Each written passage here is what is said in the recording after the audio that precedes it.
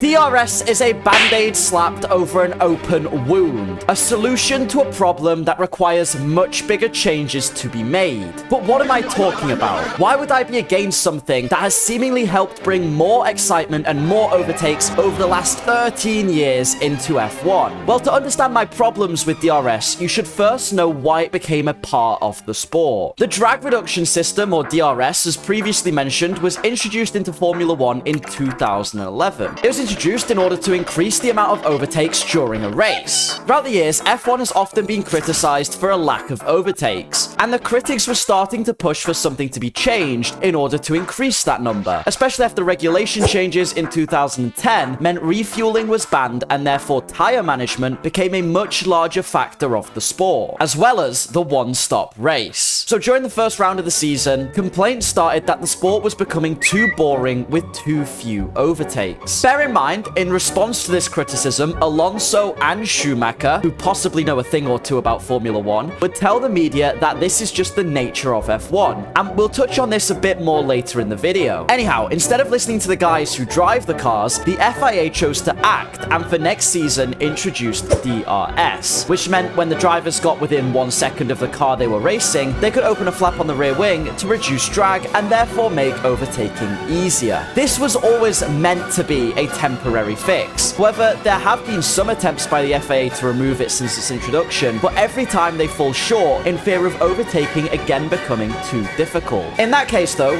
why would they even want to remove DRS? Well, it's not without its issues, many of which seem to be becoming increasingly prevalent. First of all, it seems that a lot of F1's tracks now suffer from an issue that makes overtakes pretty boring. There's many examples this year where cars just seem to make the overtake in the exact same place and exact same way almost every time. The circuit that comes most to my mind is Barcelona. Almost every televised overtake took place on the start-finish straight or into turn 1 or 2. It's also similar with the Hungaroring, Jeddah, and the 2 DRS zones in Miami. Essentially, you're just watching the exact same overtakes time and time again in these races. To the viewer, it actually renders 90% of the track useless, only important for the drivers to gain or lose time against each other. Some of these races I mentioned too had actually quite a lot of overtakes, but very few of them felt impressive. And that's because of the lack of something else too. It's easy to think racing is only about fast laps and overtaking, but there's a key element that is often overlooked when we reminisce about our favorite races. That is the art of defending. I like to joke that all of the F1 drivers, apart from El Nano, have forgotten how to defend in modern F1. But obviously it's not actually that. Defense is just rendered near impossible with how DRS works. The device allows many times the overtake to be made before even the corner begins, which essentially allows no chance for defending, which has led to drivers pretty much giving up on the idea of it. I will, however, admit here that I'm sort of wrong. This isn't all of the time. We've still seen some great defense even in 2023. Albon in Canada and Monza, Carlos Sainz in Monza and Singapore, and obviously Alonso in Brazil. But okay, if I'm wrong, what am I complaining about? There's no issue, but an issue in skill if drivers can't defend.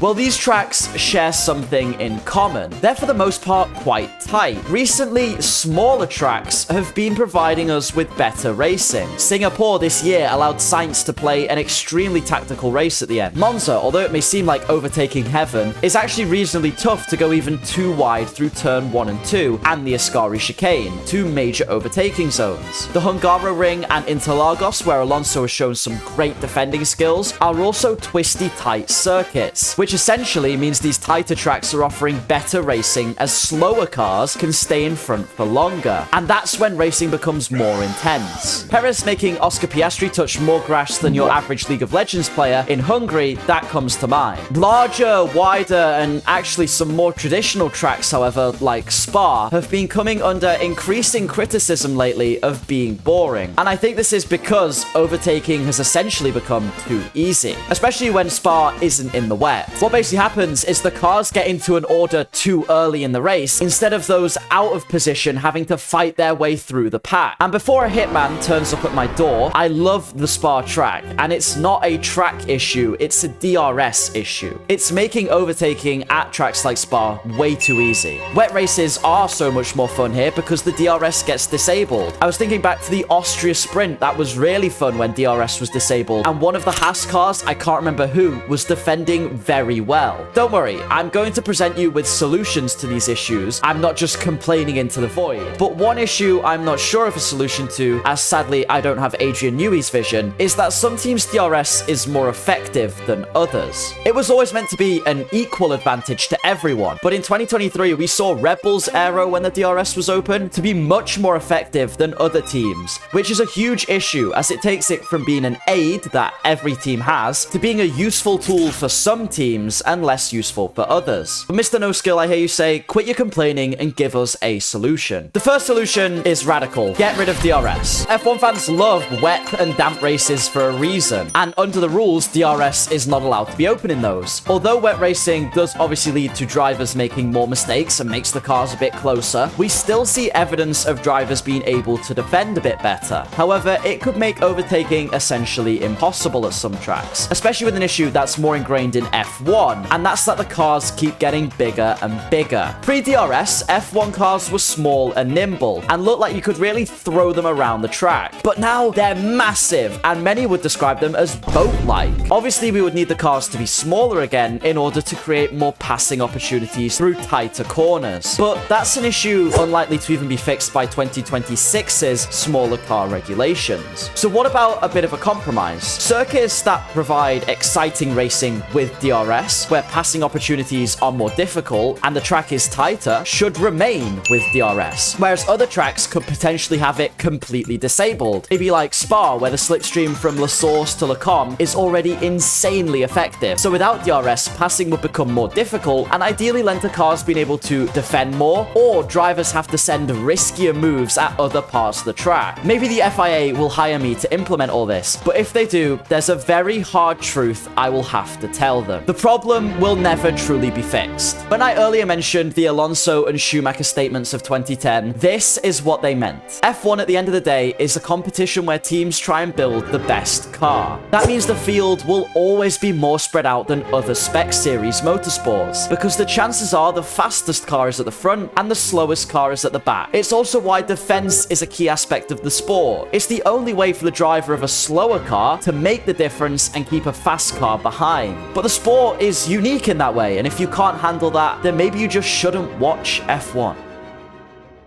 Subscribe if you did enjoy this video, as we're trying to hit 60,000 subscribers. Goodbye!